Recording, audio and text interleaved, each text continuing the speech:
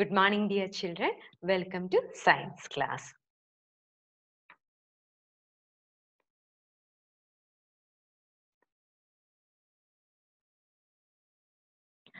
In the previous class, we learned about balanced diet. Why do we need balanced diet? We need balanced diet for the proper functioning of our body. For the proper functioning of our body. Okay. Here you can see a list of food items that are rich in nutrients. For example, pulses, groundnut, soya bean, sprouted seeds, fermented foods, a combination of flours, banana, spinach, jaggery, and available vegetables, etc. give nutrients to our body. So, we should include all these items in our daily diet. Okay. Why do we cook food? What is the need of cooking food? Why do we need cooking? Yes, cooking improves the taste of food. Cooking improves the taste of food and also helpful for the easy digestion of that food. Also helpful for easy digestion of that food. So we need cooking. Okay. Do you know some nutrients get lost while cooking? For example, in the case of vitamin C. Vitamin C get easily destroyed by heat. Hmm? In the case of fruits and vegetables, when we are washing that fruits and vegetables after cutting, it also destroys the nutrients. Hmm?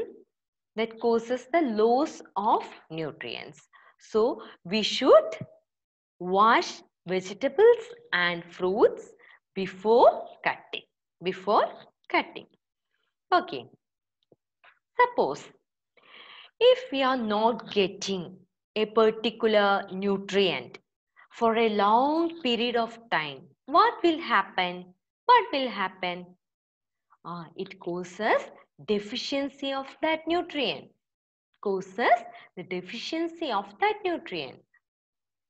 That cause deficiency diseases. What do you mean by deficiency diseases? The diseases that occur due to lack of nutrients over a long period are called deficiency diseases. The diseases that occur due to lack of nutrients over a long period are called deficiency diseases.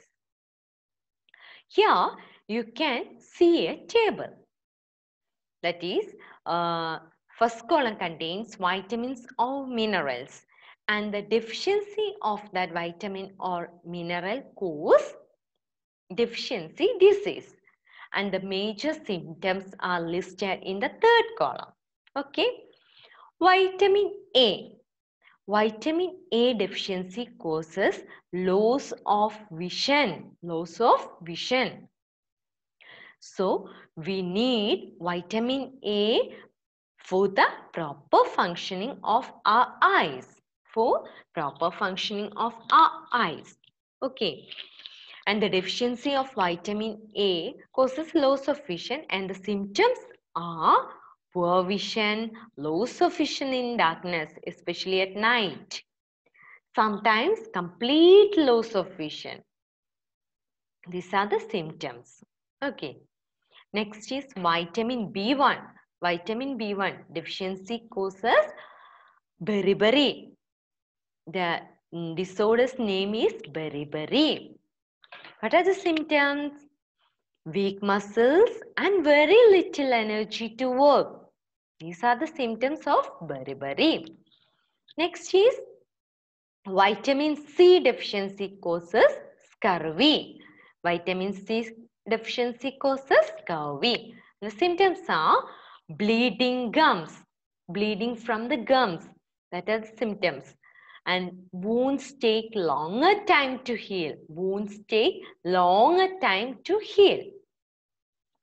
Vitamin D deficiency causes rickets. Vitamin D deficiency causes rickets. Means symptoms are bones become soft and bent. The bones become soft and bent. And next, calcium deficiency cause bone and tooth decay. Bone and tooth decay. Symptoms: weak bones and tooth decay are the major symptoms. Iodine. Iodine deficiency cause goiter. Symptoms are glands in the neck appear swollen, mental disability in children. Iodine deficiency cause glands in the neck appear swollen and mental disability in children. And iron deficiency cause anemia. Iron deficiency cause anemia. Main symptom is weakness. What is weakness? Okay. And at last, the summary of this lesson is the major nutrients in our food are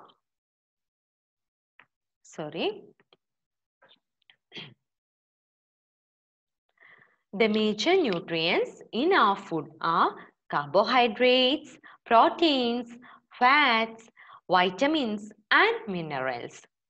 In addition, food also contains dietary fibers and water. Carbohydrates and fats gives us energy. Carbohydrates and fat gives us energy. Next, proteins and minerals are needed for the growth and maintenance of our body. Vitamin help in protecting our body against diseases. Balanced diet provides all the nutrients that our body needs in right quantities along with adequate amount of roughage and water.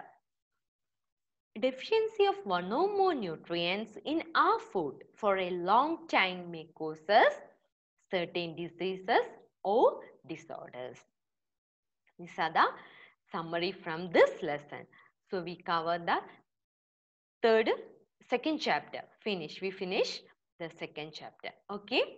Thank you, dear kids. Bye.